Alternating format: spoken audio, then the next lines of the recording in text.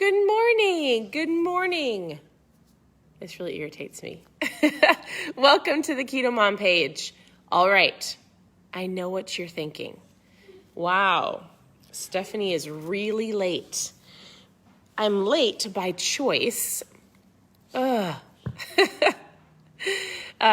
had our last volleyball game last night way out of town. So if you don't know, we have 4 daughters.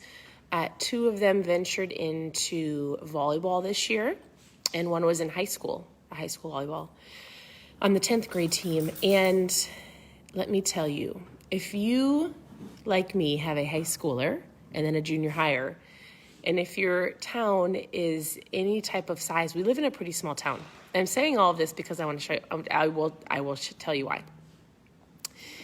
It's almost like you as the parent get enrolled to the sport, right? So it's been an incredible season. Last night was our last game, way out of town, over an hour, and everybody just stayed late. So anyways, we got home late. The girls didn't get home to bed till, I don't even know, midnight or later.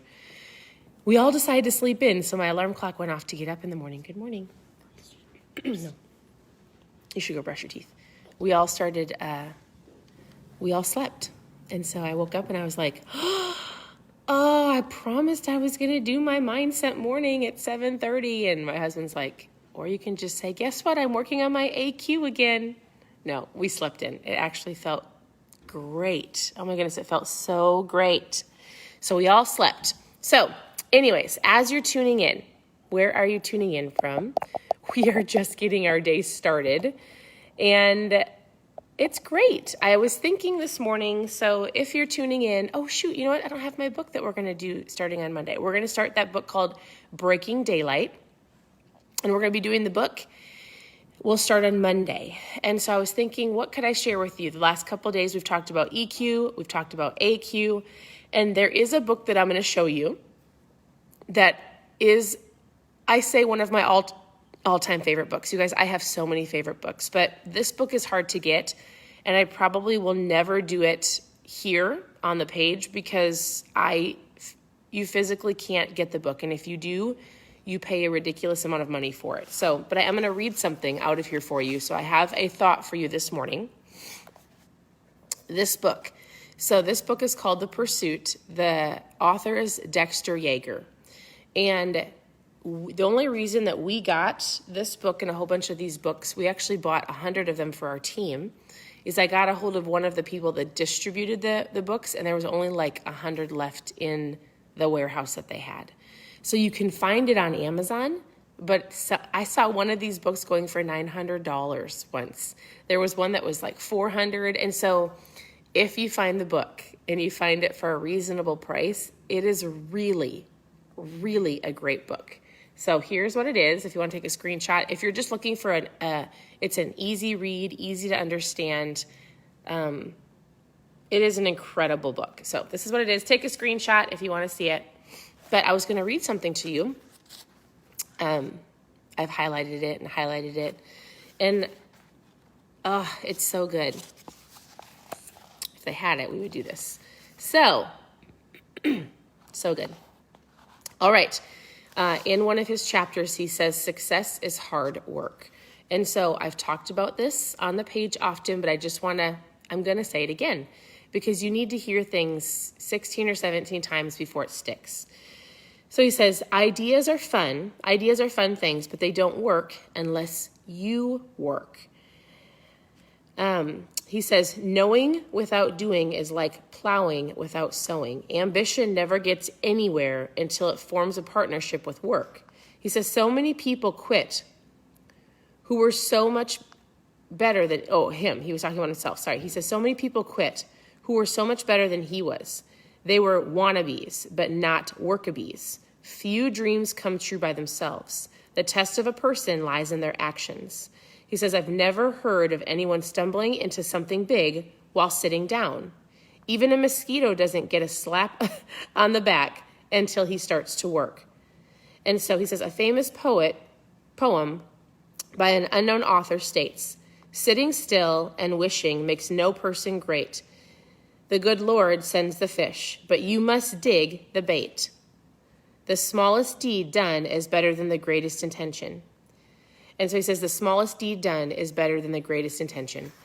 The book is incredible. And so really what I want people to understand is, and I think you know this, but it's also you can't collect all of the knowledge and all of this wisdom and go, I've got all these keto recipes and I've got my contact is acting funny. I've got all these keto recipes and I've got all of these, I know how to eat keto. I've got to drink water. I've got to look at my carbs. I know how to do it. I've got to eat some fat. You have to do the work, right? So it's an incredible book, but it's an incredible thought. It's 100% right. Knowing without doing is like plowing without sowing. You have to put in the work. You have to want to get healthy. You have to want to eat better. I mean, not that you want to eat the lettuce salad. It's not that my contact is so funny. Like it physically is like rolling around in my eye. You have to want to do what I tell you to do. And I'm not saying what I tell you to do is like a parent, but or maybe you watch a whole bunch of other keto pages, right, Annie? Maybe you watch a whole bunch of other keto pages. You have to take what you learn or the books that you've learned and you have to put them into action. What is the secret? Action. What is the secret? Consistent action over time, right? He said nobody that he knows, and he was a very successful man. He was a very successful man, got anywhere without putting in the work. And so I just want you to know something.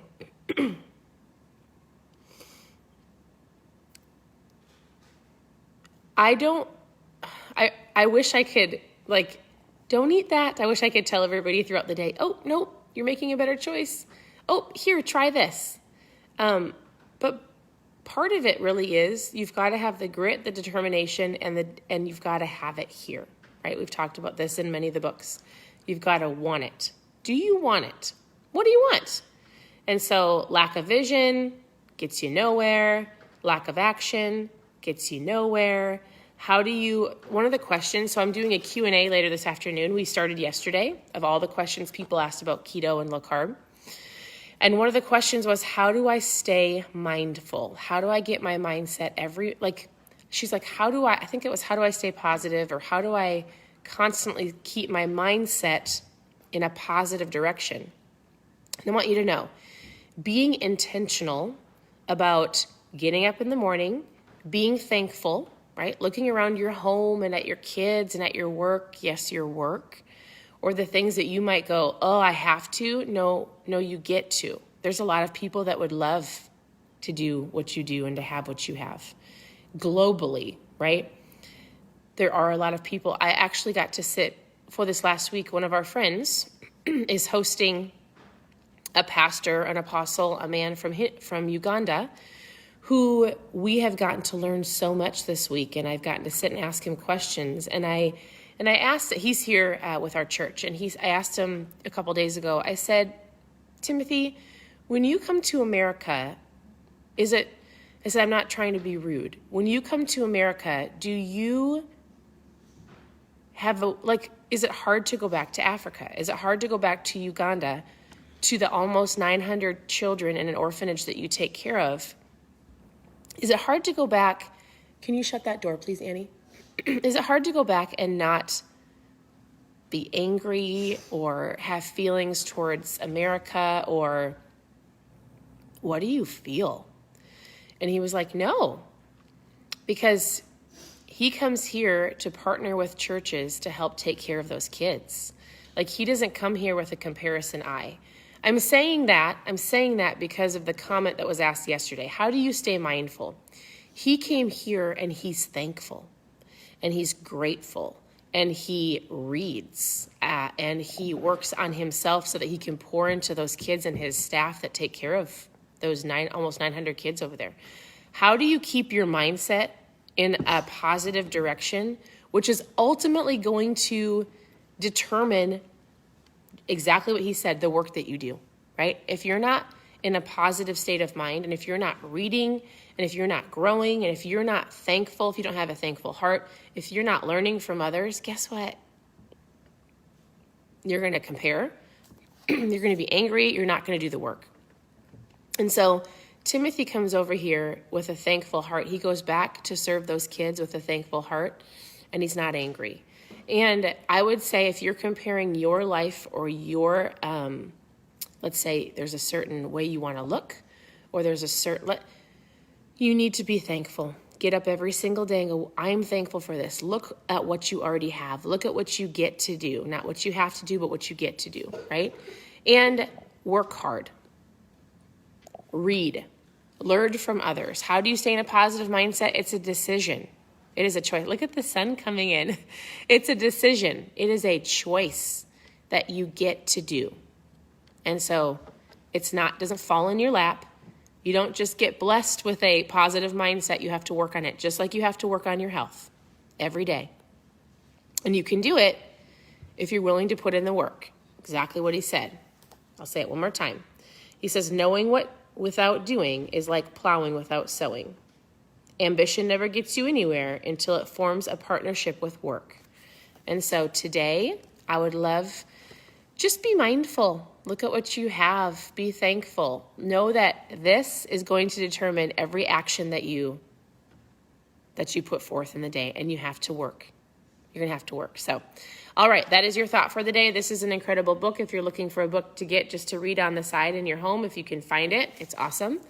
Otherwise, I am going to continue to get up in the mornings. We just slept today. It felt great. So I hope you have an incredible day. I appreciate you all, and we'll talk to you soon.